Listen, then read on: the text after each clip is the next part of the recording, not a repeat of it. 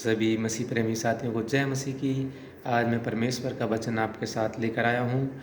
तो हम पढ़ेंगे उत्पत्ति की किताब पहला अध्याय दूसरे वचन से 5वें वचन तक। तो जानेंगे कि परमेश्वर हमसे क्या कहना चाह रहे हैं। तो दूसरा वचन पढ़ते हैं। और पृथ्वी बेडौल और सुनसान पड़ी थी और गहरे जल के ऊपर अंधियारा था तथा परमेश्वर का आत्मा जल के ऊपर मंडराता था। तो मेरे प्रियो, जब परमेश्वर ने इस धरती की रचना की तो इस धरती में कोई सुंदरता नहीं थी, कोई इसका सही साट आकार नहीं था और ना इसमें कोई फल, न फूल, न पौधे, न पेड़, न भेड़, न बकरी, कोई जीव जंतु नहीं था और ना ही इसमें नदी नाले झरने थे।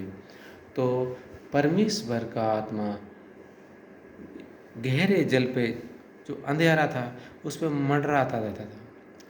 तो परमेश्वर का आत्मा मंडराते मंडराते सोचता था कि ऐसा मैं क्या करूं कि इसमें से जल को अलग कर दूं और इस अंधेरे को मैं उजाले में बदल दूं और इसमें भांति भांति के जीव जंतु, मनुष्य, पेड़ पौधे, नदी नाले, झरने बनाऊं ताकि इस पृथ्वी में वो सुंदरता आ जाए, वो जीवन आ जाए, जिससे कि हर कोई इसमें रहकर धन्य कहे परमेश्वर को और उसकी महिमा कहे, क्योंकि वो परमेश्वर महान है और उसकी रचना सबसे महान होती है।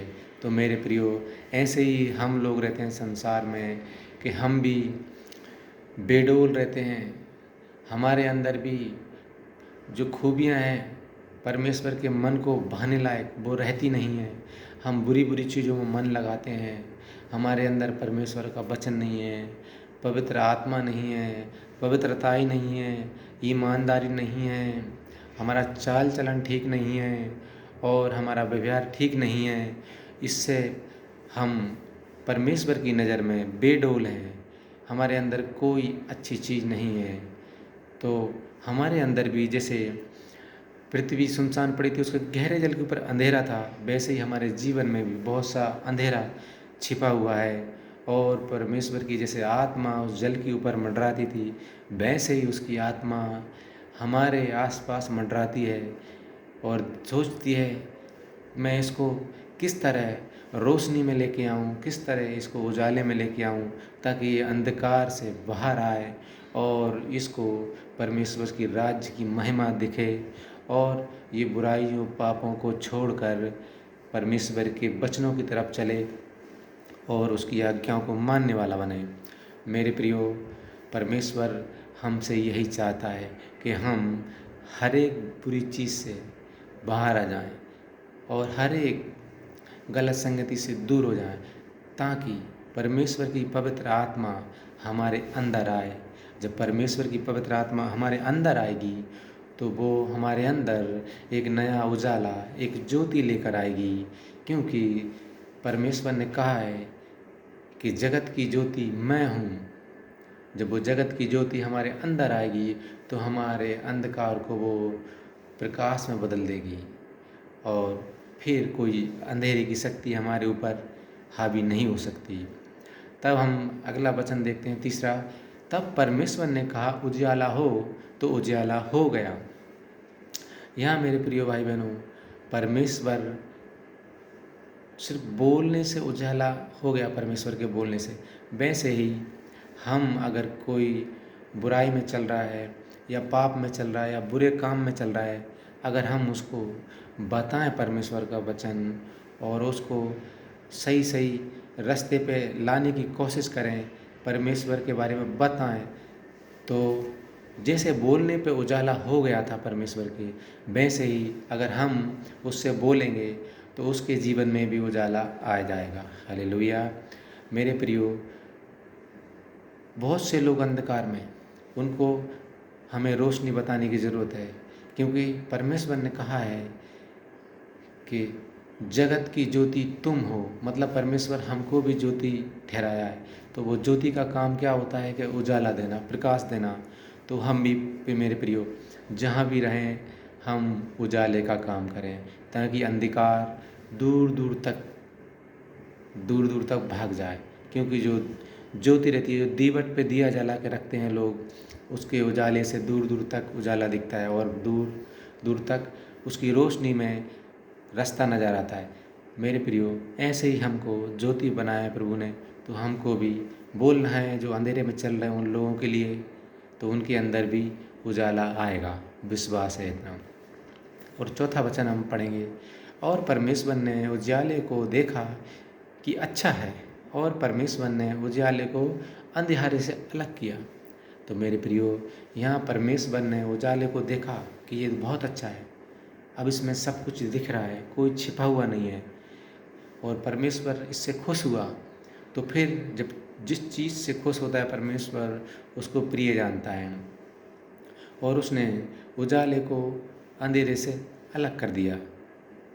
इससे पता चलता है मेरे प्रियो कि जब परमेश्वर ने बोला कि उजाला हो, जब बहुत अंधेरा था, तो पूरा अंधेरा उजाले में नहीं बदला मेरे प्रियो। अगर जो पूरा अंधेरा था वो अगर पूरा उजाले में बदल जाता, तो मेरे प्रियो फिर कभी भी रात नहीं होती। उसी तरह हम अगर संसार में देखें, जो लोग अंधेरे में चल रहे हैं, पाप में चल रहे हैं और बुराइयों में चल रहे हैं, उनके जीवन में अंधकार है, अंधकार की शक्तियों ने उनको अपने नियंत्रण में ले रखा है। अगर हम उनसे बोलें, परमेश्वर के वचन उनको सुनाएं और उनको उजाले की तरफ लाएं, ज्योति की तरफ लाएं, तो मेरे प्रियो, जैसे पूरे अंधेरे में से आधा उजाला हो गया था, वैसे ही अगर हम 100 लोगों को वचन सुनाएंगे परमेश्वर का, तो 100 में से 50 लोग तो ज्योति में ज़रूर आएंगे मेरे प्रियो। क्योंकि जो सचमुच परमेश्वर के चुने हुए लोग होंगे, उनको सिर्फ हमको बताना है, बाकी काम परमेश्वर के ऊपर छोड़ दीजिए, वो खुद ही करेगा।